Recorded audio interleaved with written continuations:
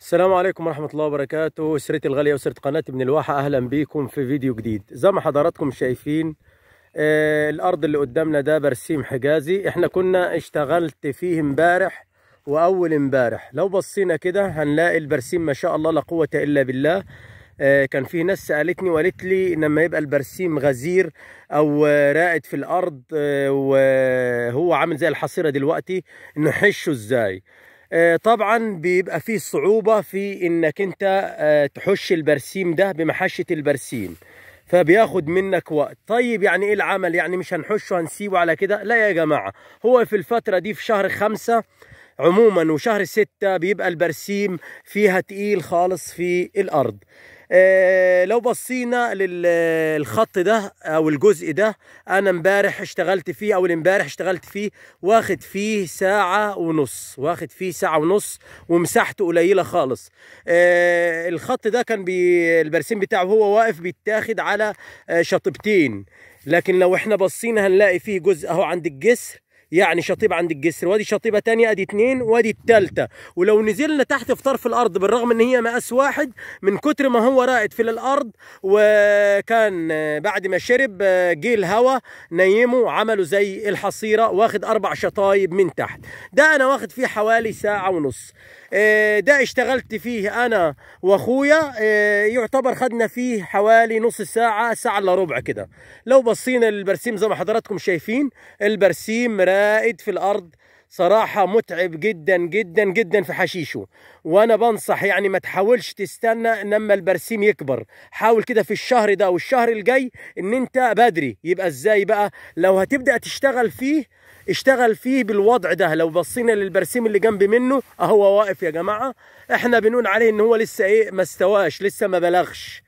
لو بصينا كده اللي انا بصوره لكم كده، يا رب يكون ظاهر في الفيديو، لسه ما بلغش. البرسيم ده مجرد ما هتسقيه بس ويجي ميعاد السقيه بتاعته، هتلاقي نام في الارض وعمل حصيره زي ما حضراتكم شايفين. طبعا الحمد لله رب العالمين، ما شاء الله لا قوه الا بالله. احنا ما بنحطش سماد للبرسيم، احنا عندنا هنا التربه بتبقى تربه رمليه، يعني الحمد لله رب العالمين، فضل من عند ربنا سبحانه وتعالى، بتبقى خصبه.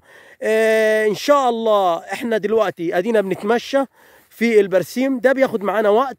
انا هوري لك دلوقتي. احنا كنا في البداية بناخد شطيبتين وهو واقف، لكن دلوقتي بتوصل ل3 وبتوصل ل4 وبتاخد معك وقت، بتستهلك بنزين كتير، بتستهلك عافية كتير، بتستهلك شغل في المحشة. يعني الخط زي اللي انا حشيته واللي انا بقول لكم عليه ده، بدأت فيها انا لوحدي ده. خدت فيه حركة ساعة ونص اللي انا واقف فيه دلوقتي وبصوره لكم. الساعة ونص دول استهلكوا معايا تانك محشة بنزين، خلص معايا تانك المحشة. انت في تانك المحشة انا كنت ممكن اخلص الاتنين دول، فيعني دلوقتي انت بتستهلك بنزين اكتر، وبتستهلك زيت، وبتستهلك عافية، وبتستهلك يعني المحشة. انت شغال اليومين دول صيف، فبيبقى الوضع ايه، حر وصعب على المحشة. طيب الوضع يعني هو الطريقه الصح اللي بيتحشي بيها بقى. انا طبعا امبارح ادي المحشى، بسم الله الرحمن الرحيم، لسه انا جاي دلوقتي هبدا شغل ان شاء الله، وهبدا فيه. انا قلت لو كل يوم هاخد لي خط مثلا، ما يمشي اشكال، ما جاتش من يومين وهخلص انا، وبعد كده انا مش هسيبه يبلغ او يطول البرسيم عن كده. انا طبعا غيرت الاسطوانه امبارح، جبت اسطوانه هو الاصول عشان تشتغل في الارض اللي زي دي، تشتغل فيها بالمروحه. بس يا جماعه انا بالنسبه لي انا ما بفضلش المروحه، لان المروحه مجرد ما بتلمس الارض او بتحط على الجدر بتاع البرسيم بتخلص عليها او بتقطعه، بتبهدل الدنيا. فانا رحت قلت ايه، قلت اغير الاسطوانه بتاعتي، كانت 30 سن عادي، هتشتغل معاك عادي بس بتاخد وقت.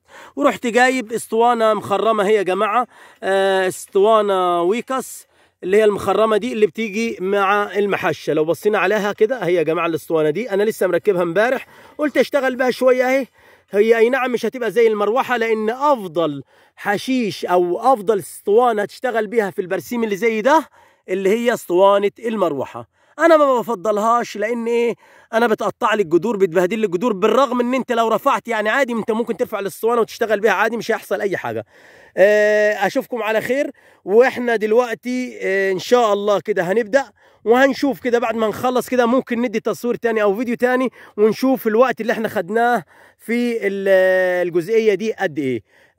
أستودعكم الله الذي لا تضيع ودائعه، والسلام عليكم ورحمة الله وبركاته، مع تحياتي قناة ابن الواحة، والسلام عليكم ورحمة الله وبركاته.